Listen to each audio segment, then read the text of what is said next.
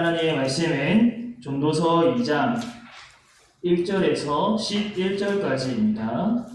전도서 2장 1절에서 11절까지입니다.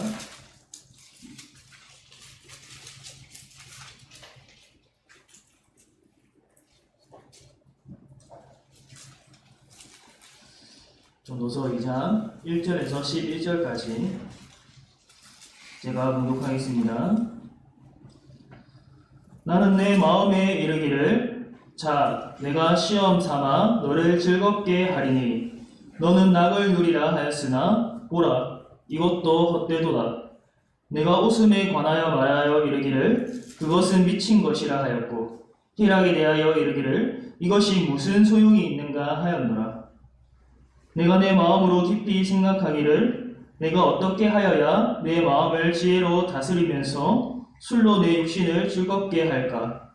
또 내가 어떻게 하여야 천하의 인생들이 그들의 인생을 살아가는 동안 어떤 것이 선한 일인지를 알아볼 때까지 내 어리석음을 꼭 붙잡아둘까 하여 나의 사업을 크게 하였노라. 내가 나를 위하여 집들을 짓고 포도원을 일구며 여러 동산과 과원을 만들고 그 가운데에 각종 과목을 심었으며 나를 위하여 수목을 기르는 산림에 물을 주기 위하여 못들을 팠으며 남녀 노비들을 사기도 하였고 나를 위하여 집에서 종들을 낳기도 하였으며 나보다 먼저 예루살렘에 있던 모든 자들보다도 내가 소와 양떼의 소유를 더 많이 가졌으며 은금과 왕들이 소유한 보배와 여러 지방의 보배를 나를 위하여 쌓고 또 노래하는 남녀들과 인생들이 기뻐하는 처첩들을 많이 두었노라. 내가 이같이 장성하여 나보다 먼저 예루살렘에 있던 모든 자들보다도 더 장성하니 내 지혜도 내게 여전하도다.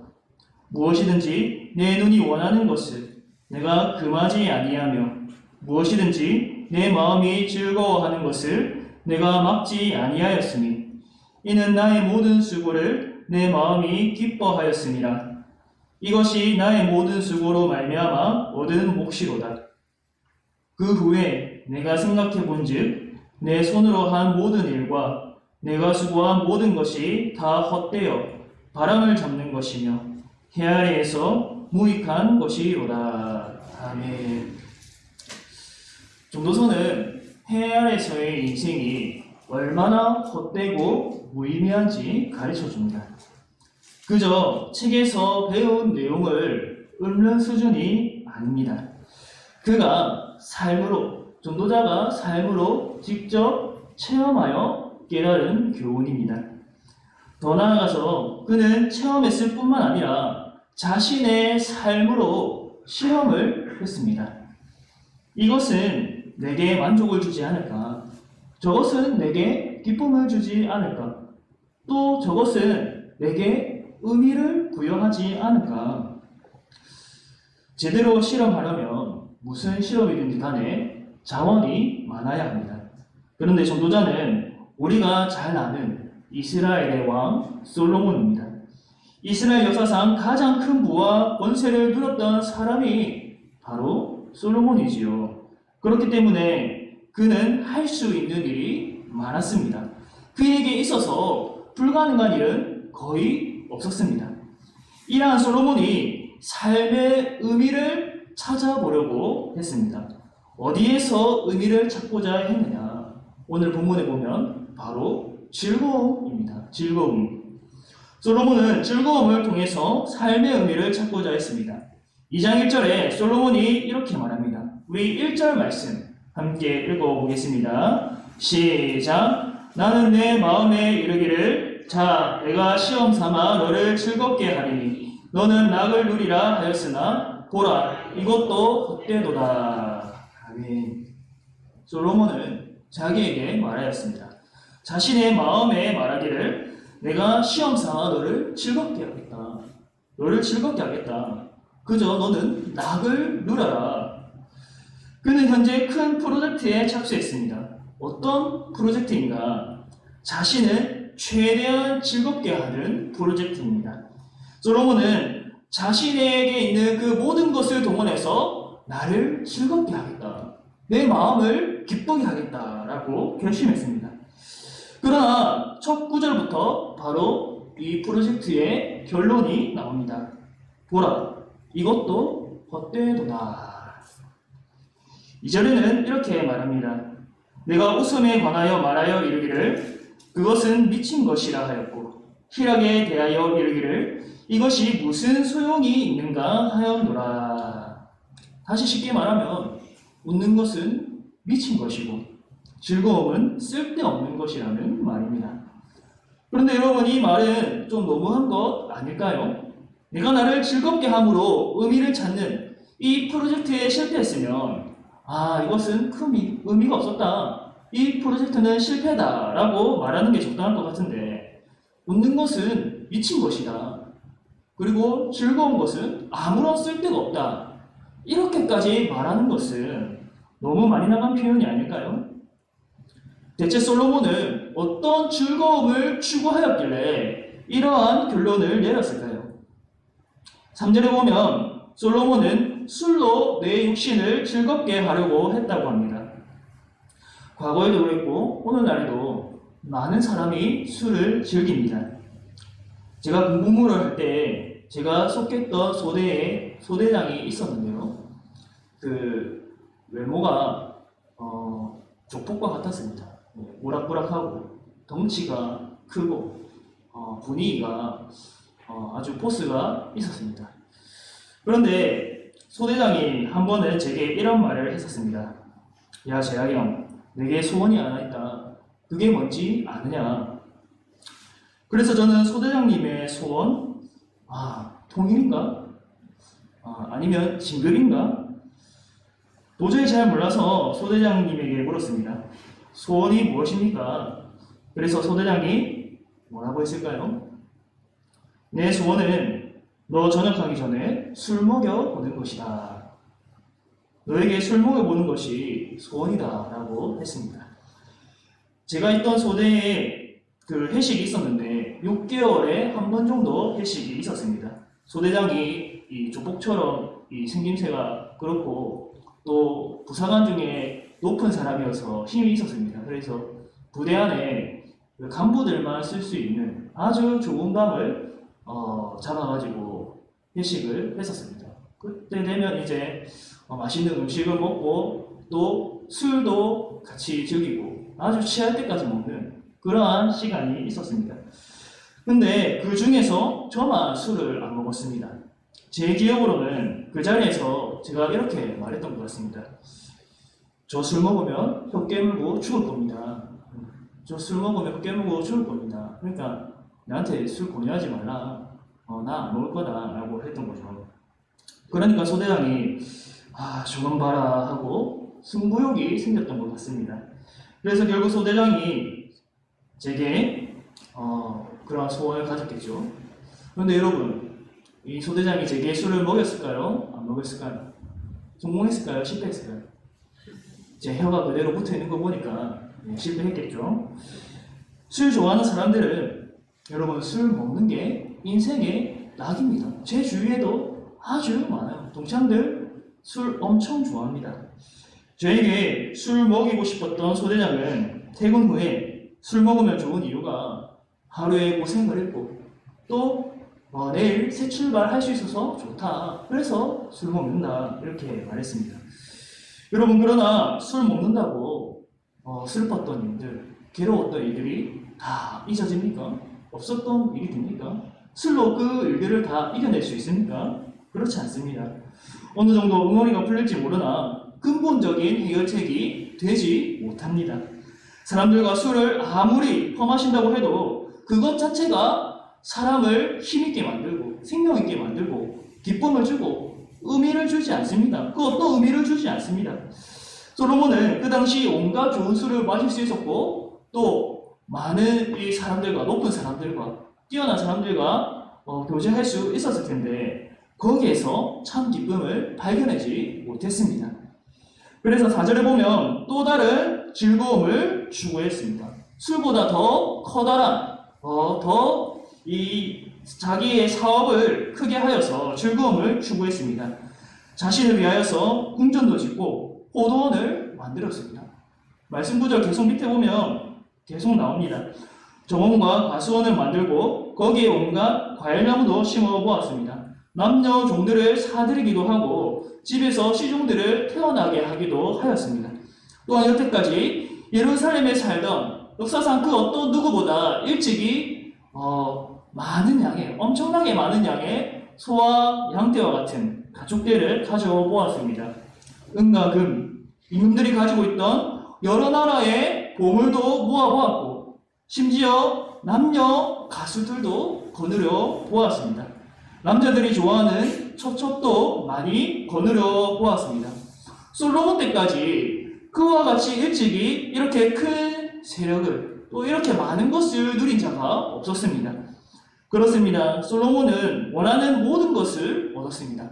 자신이 나를 즐겁게 해보겠다, 나를 기쁘게 해보겠다 라는 이 프로젝트에 착수하여서 모든 것을 동원하여서 자신을 기쁘게 만들어 보았습니다.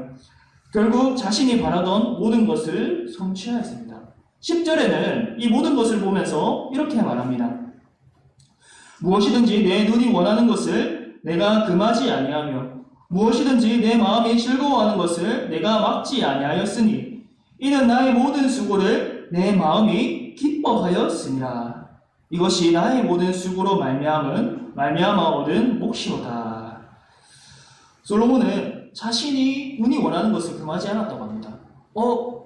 저 여자 이뻐 보이네. 그러면 자신의 여자를 샀고, 저 보물 반짝반짝하네. 그러면 자신의 것을 샀고, 여기에 나의 정원을 만들고 싶다 하면 정원을 만들고, 내가 화려한 집을 짓고 싶다, 그 어떤 집보다 크고 으리으리한 집을 짓고 싶다 하면 그 집을 지었습니다. 그리하여 본인이 원하는 건 무엇이든지 손에 쥘 수 있었습니다. 원하는 건 무엇이든지 누릴 수 있었습니다. 술도, 궁전도, 포도원도, 정원도, 종들도, 은금 패물도, 남녀 가수들도, 처첩들도 누구보다 많이 가지며 누려보았습니다. 그는 자신이 착수한 프로젝트의 목적에 합당하게 이 세상에서 즐길 만한 것들을, 내 마음에 기쁘게 할 만한 그 모든 것을 즐겨보았습니다. 그리고 그는 진심으로 이것을 보고 누리면서 기뻐하였습니다. 10절에 나의 모든 수고를 내 마음이 기뻐하였습니다. 그는 실제로 이를 즐겼고 또 기뻐하였습니다. 여러분, 그러나 문제는 이 기쁨이 오래가지 않는다는 사실입니다. 이 기쁨이 지속되지 않았습니다. 오히려 이후에 곧바로 그의 마음에 허무함이 가득 채워지게 되었습니다. 10절에는 그가 마음으로 기뻐하였다고 말했는데 곧이어 11절에는 이렇게 말합니다. 그 후에 내가 생각해 본즉 내 손으로 한 모든 일과 내가 수고한 모든 것이 다 헛되어 바람을 잡는 것이며 해 아래에서 무익한 것이로다. 아멘. 솔로몬은 모든 즐거움을 누렸지만 이후에 돌이켜 생각해 보았을 때 그 모든 것이 헛되어 바람을 잡는 것이라고 말했습니다. 모든 즐거움과 최상의 즐거움을 추구하였는데 이 모든 것이 해 아래에서 무익한 것이다 라고 결론 지었습니다. 저희 교회 중고등부가 어제까지 3일 동안 부산 SFC 겨울 중고생 대회를 온라인으로 참여했습니다. 초등부실에 다 같이 모여서 영상으로 참여했습니다. 찬양하고 말씀 듣고 기도하는 시간을 깊이 있게 가졌습니다. 그런데 여러분, 이 대회의 주제가 뭐였는지 아십니까? 게시판에 게시물이 붙어 있었는데 바로 영원한 기쁨 이 땅에, 영원한 기쁨 이 땅 위에 라는 주제로 우리가 겨울 중고생 대회를 참여하였습니다. 여기서 말하는 영원한 기쁨은 솔로몬이 추구하는 쾌락, 오락, 물욕을 채우는 데에서 오는 그 즐거움과는 전혀 다릅니다. 전혀 다른 성격의 기쁨입니다. 영원한 기쁨이란 그 어떤 상황에서도 잃어버리지 않는 기쁨입니다. 코로나19로 모두가 어렵고 힘듭니다. 사람들과 자유롭게 교제하지 못해서 힘듭니다. 경제적으로도 타격을 받아서 괴롭습니다. 이렇게 삶이 고단하지만 그럼에도 결코 영원한 기쁨을 잃어버리지 않습니다. 왜냐하면 이 영원한 기쁨은 이 세상에서 무엇을 얻고 누림으로부터 오는 것이 아니기 때문입니다. 이 세상 그 어떤 것에 그거하는 기쁨이 아니기 때문입니다. 이 영원한 기쁨은 주님과의 형성된 그 관계, 사랑의 관계, 그분으로 인해 주어지는 기쁨이기 때문에 그 누구도 빼앗을 수 없습니다. 술을 아무리 들이부어도 만족함이 없었던 영혼이더라도 주님의 사랑이 부어진다면 비로소 충만해집니다. 더 이상 술로 자기 영혼을 채우려고 하지 않습니다. 왜냐하면 자기 안에 있는 것이 채워졌기 때문이지요. 오늘 본문을 원어로 보면, 히브리어로 보면 나를 위하여, 이 나를 위하여라는 말이 이 4절에서 9절까지 몇 번이나 나오는지 아십니까? 무려 9번이나 나옵니다. 9번. 한글 성경에는 많이 나오지 않는데 히브리어로 보면 무려 나를 위하여, 나를 위하여, 나를 위하여 이 말이 9번이나 나옵니다. 내 마음을 기쁘게 하기 위하여서, 나를 즐겁게 하기 위하여서 모든 것을 동원했습니다. 모든 것을 가질 수 있는 솔로몬이 자기만을 즐겁게 하기 위하여서 그렇게 애썼는데도 결국 허무할 뿐이었습니다.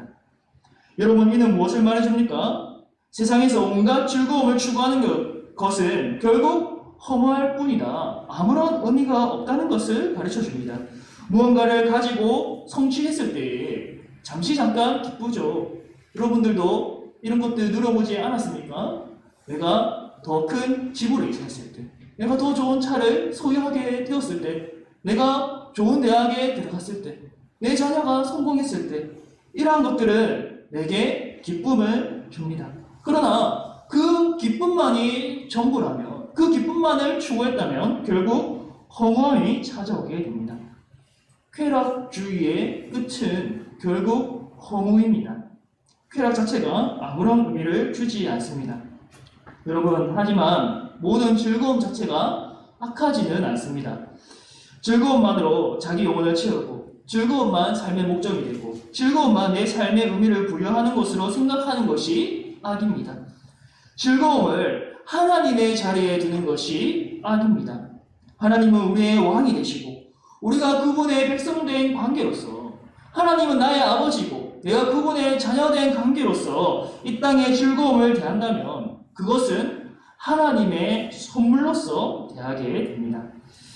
하나님이 절대적인 기쁨의 대상이 될 때에 다른 모든 대상들은 부차적인 기쁨의 대상, 상대적인 즐거움이 됩니다. 우리가 이러한 관계로 나아갈 때, 주님과의 관계가 회복될 때에 우리는 다른 부차적인 즐거움을 주님의 자리로 이끄는 데서 멈추게 됩니다. 그리고 솔로몬이 본문에서 말했던 것처럼 나를 위하여, 나를 위하여, 내 마음을 기쁘게 하기 위해서, 자기만을 기쁘게 하기 위해서 돈을 쓰고 모든 것을, 권세, 권력을 다 쓰고 그렇게 했지만 이제는 주님과의 관계가 회복되면 내가 아니라 하나님을 바라보게 됩니다. 하나님을 사랑하게 되고 하나님과 교제하는 것이 기쁘다. 예배하고 찬양하는 것이 나의 즐거움이다. 하나님을 영화롭게 하고 그분을 즐거워하는 것이 내 삶의 목적이다. 그리고 그 하나님의 사랑으로 형제와 자매를 사랑하고 이웃을 사랑하는 것이 참 기쁨임을 깨닫게 됩니다. 나를 위하여서, 내 마음을 즐겁게 하기 위해서 살아왔던 그 삶에서 이제는 주님과의 관계가 회복되었을 때에 주님 사랑으로 사랑하는 것이 내게 참 기쁨이구나 라는 것을 깨닫게 됩니다. 사랑하는 성도 여러분, 여러분 삶 가운데 이러한 기쁨이 있습니까? 아니면 이러한 기쁨을 상실했습니까? 주님과의 관계를 회복하시기를 바랍니다.